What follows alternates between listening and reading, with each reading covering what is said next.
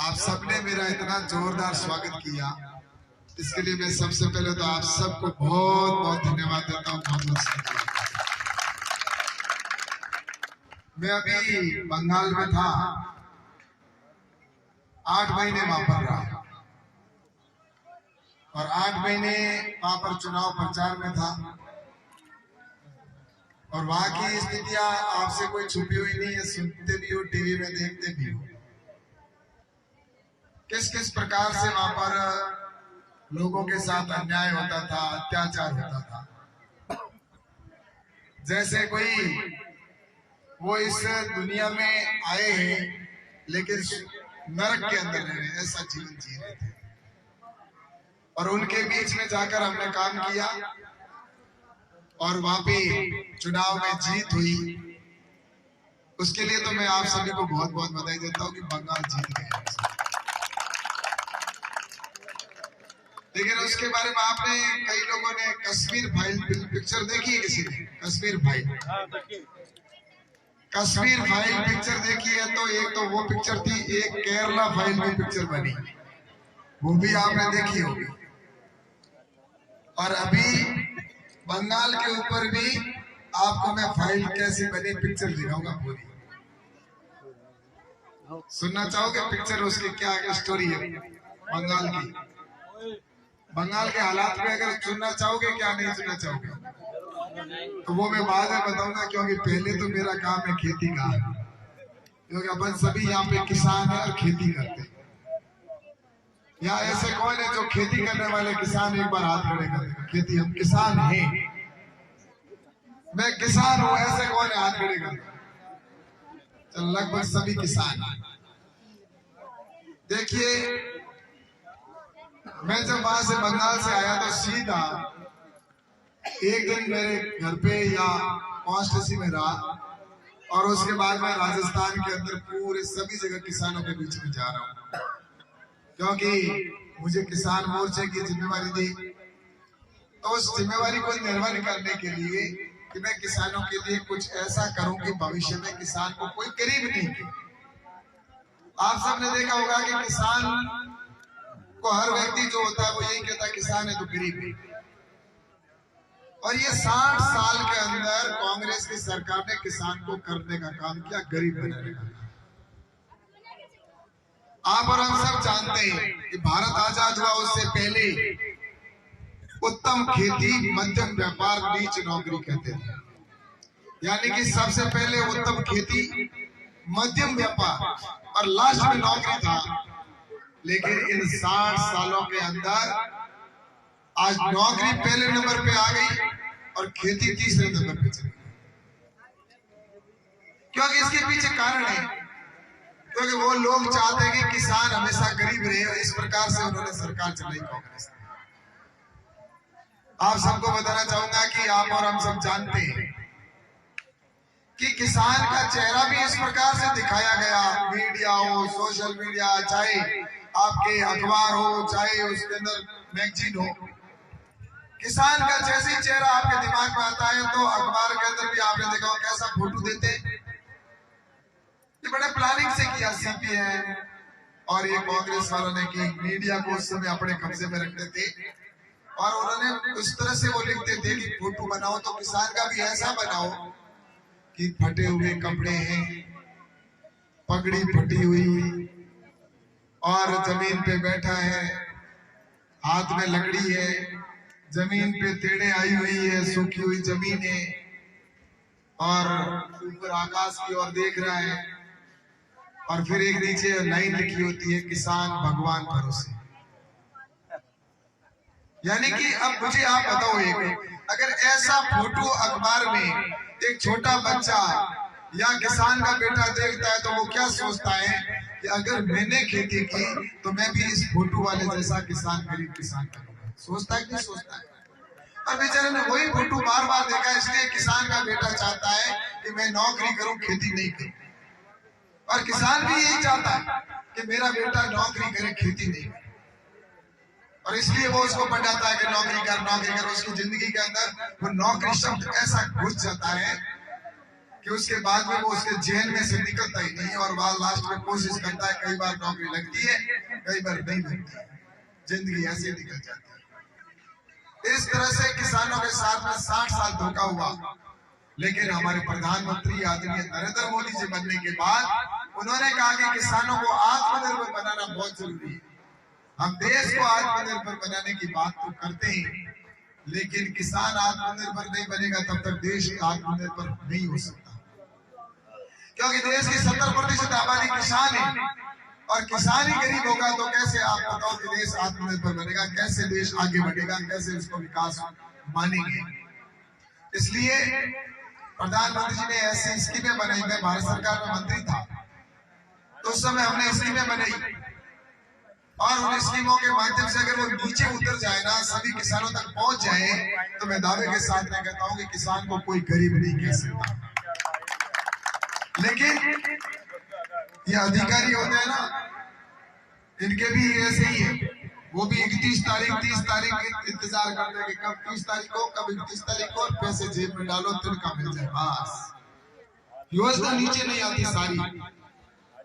और वो लोग तो कांग्रेस से तो पहले ही नहीं चाहते थे।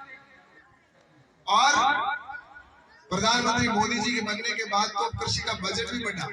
पहले मोदी जी के प्रधानमंत्री बनने से पहले देश की कृषि का बजट जो था वो सिर्फ 23,000 करोड़ रुपए था और मोदी जी के बनने के बाद कृषि का बजट हो गया है 1,25,000 करोड़, यानी कि 6 गुना 5-6 गुना बढ़ गया कृषि का बजट बढ़ा। लेकिन फिर भी मैं आपसे, उन्होंने किसान सम्मान निधि का पैसा भी दिया, आज 60-65,000 करोड़ तो सीधा खाते में जाता है किसान सम्मान निधि का। यानी प्रधानमंत्री चाहते हैं किसान को आत्मनिर्भर बनाना, उसको हाईटेक खेती कराना, उसको टेक्नोलॉजी देना, उसको खुद की फैक्ट्री लगाकर माल बेचे। मैं आपको एक उदाहरण के तौर पे कहना चाहता हूँ। मोदी जी चाहते हैं, हम चाहते हैं कि एक दिन में कलेक्टर एक था, उसके पास बैठा था, मीटिंग हो रही थी रात्रि चौपाल, 10 दिन पहले, 5-6 दिन पहले की बात है। मैंने कलेक्टर को पूछा, मैंने कलेक्टर साहब आप अपने बेटे को क्या बनाना चाहते हो? उन्होंने कहा स्वाभाविक है, मैं भी चाहता हूँ नौकरी करी। मैंने कहा आपकी तनख्वाह कितनी है? उन्होंने कहा मेरी तनख्वाह लगभग 1.25 लाख है। मैंने कहा 1.25 लाख से एक साल की कितनी हो जाती है? कि लगभग 15 से 17 लाख के आसपास मुझे मिलती है। मैंने कहा आप अपने बेटे को क्यों नौकरी कराना चाहते हो? कि पैसों के लिए। मैंने कहा अगर मैं जैसे कहूं वैसे खेती अगर आपका बेटा करे और आपके पैसों से भी ज्यादा अगर पैसा कमा ले तो आप क्या करोगे? उन्होंने कहा अगर ऐसा करते हो तो मेरे बेटे को मैं खेती करवा दूंगा। मैंने कहा मैं आपको यहाँ बैठे बैठे कहता हूँ कि आपको जैसे मैं कहूँ वैसे खेती कर लो, आपका बेटा पैसे वाला होगा और आपसे ज्यादा पैसा कमाएगा। कैसे?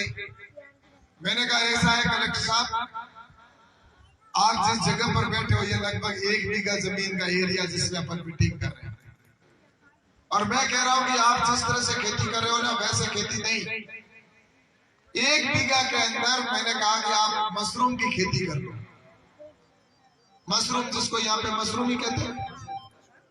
मैंने कहा मशरूम की खेती कर लेना अगर 1 बीघा में आदमी किसान अगर, तो वो साल के कम से कम तो भी 1 करोड़ रुपए कमा सकता है बीघा, 1 करोड़ रुपए 1 बीघा। और मैंने ये भी आपको बताऊं, अगर 50 बाई 50 के प्लॉट के अंदर खेती करे ना तो भी वो कम से कम 15 से 20 लाख रुपए कमा सकता है।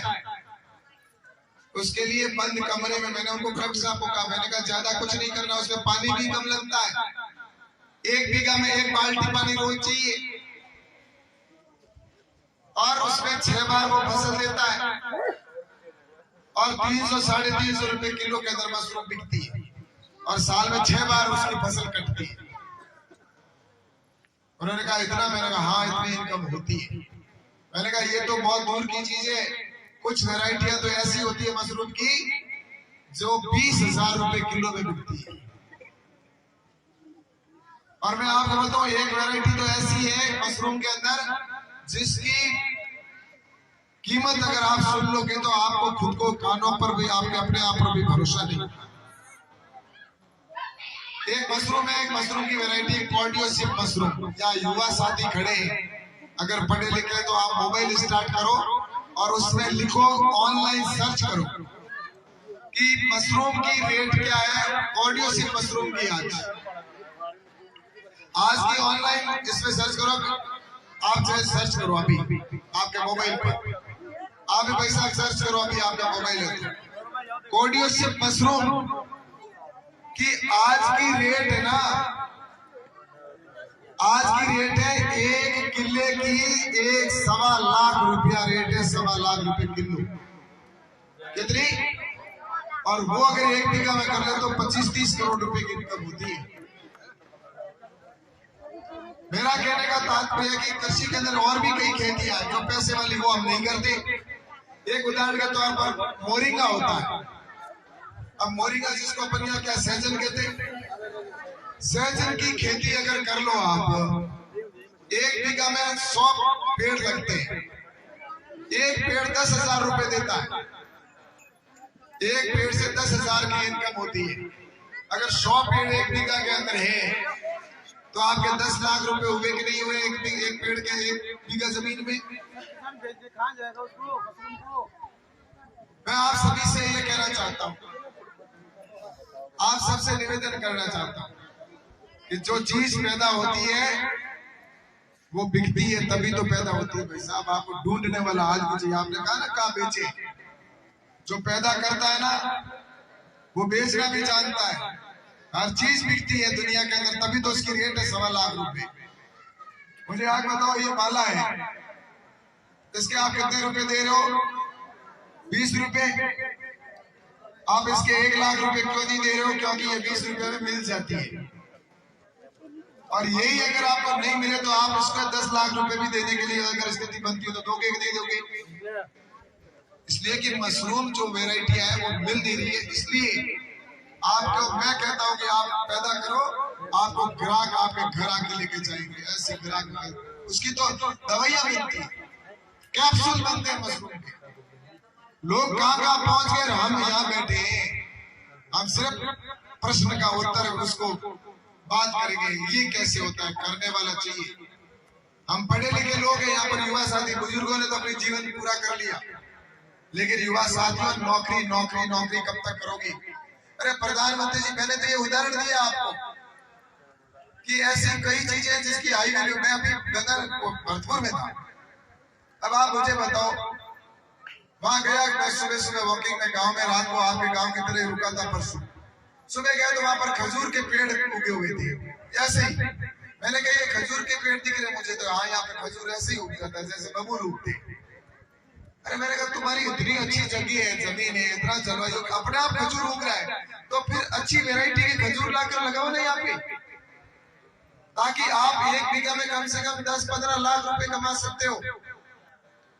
लेकिन आपने पता है, मैंने उनको कहा हमारे बाड़मेर के अंदर खजूर की खेती होती है। 1 किलो के खजूर के रुपए 1000 देते हैं लोग, और घर किसान के खेत में आकर लेके जाते हैं 1000 रुपए किलो में। लेकिन यहाँ पर नहीं बोरे।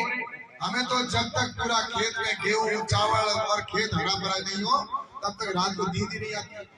मैंने गंगानगर के किसानों को कहा, मैंने यहाँ पे भी मैं कहता हूँ, आपके 1 साल की कितनी इनकम होती है अगर खेती करते हैं? 1 बीघा में कितना एवरेज आता है मुझे बता दो भाई साहब। आप 30,000 40,000 रुपए एवरेज आता है।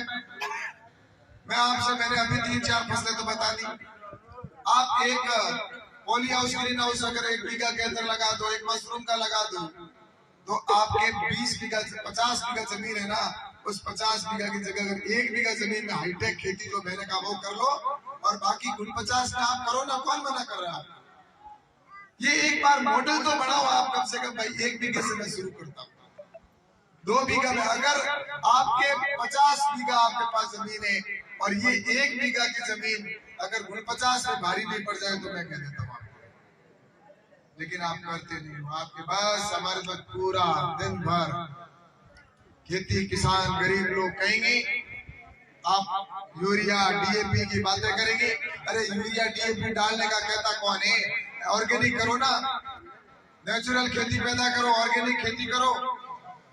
ऑर्गेनिक खेती करोगे तो आपको पैसा भी 1.5 गुना मिलता है, 1.5 गुना पैसा मिलता है। ऑर्गेनिक खेती करते हैं उसको दुगना भी पैसा देते हैं कई फसलों में। अब आपको डरा के रखते हैं ये जो पेस्टिसाइड वाले दुकानों वाले, ये कहते हैं अगर आपने अगर ऑर्गेनिक खेती कर ली, अगर आपने ऑर्गेनिक खेती की तो आपकी फसल कम हो जाएगी।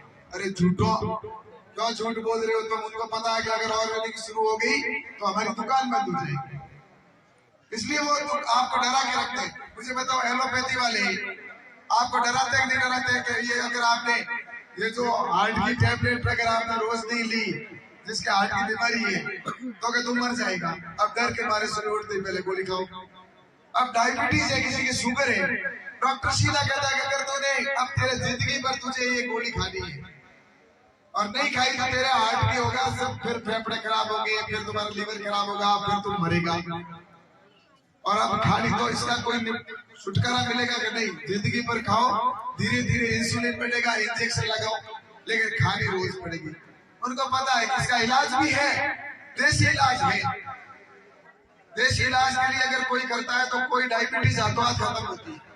और करानी तो बाबा रामदेव जैसे कई बैठे, जाकर आप जाओ 10 दिन रह के आ जाओ, अगर आपको कितना ही इंसुलिन है तो वो दूसरे दिन तीसरे दिन खत्म कर देंगे। लेकिन वो एलोपैथी वाली दुकान वाले क्या कहते हैं? अगर छोड़ दी तो मर जाओगे। और बाबा रामदेव कहते हैं आज ही छोड़ो और कुछ नहीं होगा, मेरी गारंटी। वो बाबा बैठ के लेता है। लेकिन हम एलोपैथी वाले पे भरोसा करते हैं, क्योंकि उनको पता है कि अगर इनको आयुर्वेद या देसी इलाज में भेज दिया तो ये हमारी दुकानें सारी फैक्ट्रियां बंद हो जाएगी। इसलिए डराते हैं ऐसे पेस्टिसाइड वाले तरह कि आपका उत्पादन कम हो जाएगा। मैं दावे के साथ कहता हूँ, मैं मंत्री था, मैंने सब जगह पर मैंने साइंटिस्टों ने करवाया कि आप टेस्ट करो और ऑर्गेनिक खेती के अंदर उत्पादन, अगर केमिकल से आप यूरिया डीएपी या पेस्टिसाइड डाल के करते हो तो पहले साल 20% कम होगी, दूसरे साल 10% कम होगी और तीसरे साल आपके उसके बराबर होने लग जाएगी। आप अगर ऑर्गेनिक नेचुरल खेती करोगे, अगर मान लो मैं तो कह रहा हूँ 20% कम ही हो गई तो भी रेट तो दुगनी मिल रही है ना, 1.5 गुना मिल रही है आपको। लेकिन वो नहीं करेंगे। मोदी जी क्या कहते हैं? मोदी जी कहते हैं अपनी फसल को आप बाजार में, मार्केट में ऐसी रेट में बेचो जिसमें पैसा ज्यादा मिले। अब अपन तो क्या करते हैं, अपने यहाँ पर मान लो सरसों होती है, हम सरसों क्या करेंगे, बाजार में सरसों बेचते हैं 7500 रुपए, 8000 जो भी मिलेगा उस रेट में बेच दिया। मोदी जी ये कहते हैं आप सरसों को मत बेचो, सरसों की गाड़ी लगाकर तेल बनाकर बेचो ताकि आपको ज्यादा पैसा। अब आप ये मत कहते ना तेल बेचेगा, तेल बिकता है, जिसका उनका दूसरों का बिकता वैसे ही अपना बिकेगा। अभी आप बताओ, मोदी जी ये कहते हैं अपने यहाँ पर बाजरा तो होता है ना, बाजरा होता है, लेकिन हम बाजरी को कितने में बेचते हैं? 2500-3000 रुपए क्विंटल में बेचते हैं। लेकिन मोदी जी का कहना यह है कि बाजरी को आप उसका वैल्यू एडिशन करके बेचो, बाजरे से बिस्किट बनाकर बेचो। आप बताओ दीदी यहाँ पर बैठी बहन जी, आपने बाजरे के बिस्किट खाए कभी? खाए ना? दूसरे बिस्कुटों से बढ़िया है कि नहीं? अब किसान को क्या करना है कि बाजरी बेच के बिस्कुट बनाकर नहीं बेचे, और जो बाजरी आपने 3000 रुपए क्विंटल में बेची उसी से व्यापारी उसके 20,000 रुपए कमा लेता है। ये ऐसी फैक्ट्री लगा दी। बाजरे से कुरकुरे बनते हैं, बच्चे खाते ना कुरकुरे, खाए बेटा तुमने? ये कुरकुरे बनते बाजरे के, बहुत अच्छे, इतने स्वादिष्ट होते हैं और पौष्टिक भी होते हैं। लेकिन हम वो दूसरे वाले कुरकुरे खिलाते हैं उनको, उससे पेट भी खराब होता है। लेकिन बाजरे के कुरकुरे से पेट भी खराब नहीं होता। और मैं तो ये कह रहा हूँ, अगर कुरकुरे बनाकर बेचेंगे तो जो 2000, 2500 या 3000 में बाजरी क्विंटल बेची, उसी से किसान 15-20,000 रुपए एक बोरी के अंदर कुरकुरों से कमा लेता है। कुरकुरा कितने का होता है? 20 ग्राम अंदर कुरकुरा होता है और 10 रुपए ले लेता है। बाकी हवा भरी हुई होती है और क्या होता है उसमें? हवा इतनी दिखती जैसे आधा किलो होगा, अंदर खोल दे 4 दाने निकलते और रुपए 5-10 ले लिए। वो ऐसा फैक्ट्री हम खुद लगाए। मैं तो ये कह रहा हूँ, आपके कोई जूस फैक्ट्री होती है जिसका जूस बनाकर बेचो, इसके लिए भारत सरकार ने अलग से, आप सोचोगे बैठे बैठे, अरे इसके लिए तो फैक्ट्री लगाने के लिए पैसा चाहिए। पैसा भारत सरकार की ओर से आप एफपीओ बनाओ, ग्रुप बनाओ। एक अकेला किसान फैक्ट्री नहीं लगा सकता, लेकिन हम 50, 100, 500 किसान मिलकर तो फैक्ट्री लगा सकते हैं ना। 500 किसान तय कर ले कि हमारी सारी फसल होगी, हम गाड़ी लगाएंगे एक और सारी सरसों यहाँ लाएंगे, तेल निकाल कर बेचेंगे। अब उसका पैसा मान लो 1 करोड़ 2 करोड़ फैक्ट्री का लग गया, गाड़ी का। तो आपको पैसा भारत सरकार की ओर से मिलेगा बिना मॉर्गेज, यानी कि आपको जमीन का एक कागज भी गिरवी नहीं रखना, बिना गिरवी आपको लोन मिलेगा और वो लोन आपको 20 साल में चुकाना। 20 साल तक आराम से पैसे देते हैं और 5 करोड़ रुपए तक मिलते हैं आपको फैक्ट्री लगाने के। टमाटर से टमाटर का सॉस बनाकर बेचो ना। अरे जिस टमाटर को अपन ने बेचा, थोड़ी देर में कंपनी में गया, उससे तैयार करके वापस अपने को लाके 5 गुना रेट में सॉस बेच रहा। मूंग हम बेचते बाजार में और मूंग की नमकीन बनाकर वापस हमारे को ठोकाते। जिस मूंग को 7,000 रुपए क्विंटल में बेचा, उसी को वापस 20,000 क्विंटल के हिसाब से अपने को नमकीन खा रहे। गलत कह रहा हूँ दीदी, सही कह रहा हूँ बहन जी? मोदी जी कह रहे हैं कि आप फैक्ट्री लगाकर काम करो, हमारे किसानों को आत्मनिर्भर बनना है। ये कोई नहीं चाहते कि हमारे व्यापारी हो चाहे कोई भी हो, कि किसान मजबूत हो जाए। इसलिए मैं आप सभी से कहना चाहता हूं कि आने वाले समय में अपनी जो खेती है उसमें थोड़ा सा संशोधन करो, इंटीग्रेटेड फार्मिंग करो। ये 60 साल तक लुटेरे लूटते रहे आपको, लेकिन अब तो आपसे मेरा आग्रह कि मैं इसीलिए आज बंगाल से सीधा जैसे ही हुआ वहां से चुनाव, मैं सीधा आया और सीधा कहा किसानों के बीच में आ गया।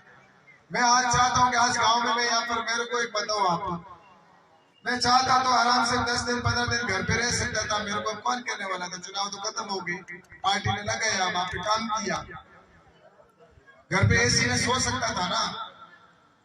घर पे एसी है, 2 ऑफिस में एसी है, सो जाता, बैठा रहता, वहां पे आते लोग गप्पे मारना क्या है। लेकिन मैं सिर्फ 5-7 घंटा घर पे रुका और सीधा मैं पूरे राजस्थान के दौरे पे निकल गया। अभी वापस घर नहीं गया, तो 8 दिन वापस हो गया, अभी भी 8 दिन और 31 तारीख 1 तारीख तक नहीं जाने वाला। वैसे ही विधान हर जिले में जाने वाला, सब जिलों में जा रहा हूँ और रात को किसी न किसी किसान के घर पे सोता हूँ। ऐसी रात को चौपाल करता हूँ और फिर घर में यहीं पर सोता हूँ। ऐसा नहीं कि जाकर सर्किट हाउस में सो जाऊँ या किसी होटल में सो जाऊँ, नहीं। यहाँ से बूंदी कितना दूर है? 50 होटल है पास में, जाके सो सकता हूँ, रुक सकता हूँ। रिक्वेस्ट करते हैं, कई होटल वाले भी मेरे मित्र है, वो कहते भाई साहब हमारे यहाँ रुक जाओ। नहीं, मैंने कहा मैं घर में किसान के घर में सोऊंगा। महेंद्र जी हमारे किसान, उनके घर जाके सोऊंगा। बहुत बड़ी इंडस्ट्री का मालिक एक आपने किसान मोर्चा का ये जगदीश जी बैठा था अपने बीच में, अपना जिला में कार्यकर्ता था भाई साहब मंत्री महोदय, ये बैठे जगदीश जी और सिख समाज से हैं और इनके घर में चाय तक नहीं चलती। हमारे ऐसे 40 परिवार हैं माटना के अंदर जो कोई नशा चाय वगैरह वो तक भी नहीं लिए जो यूज करते।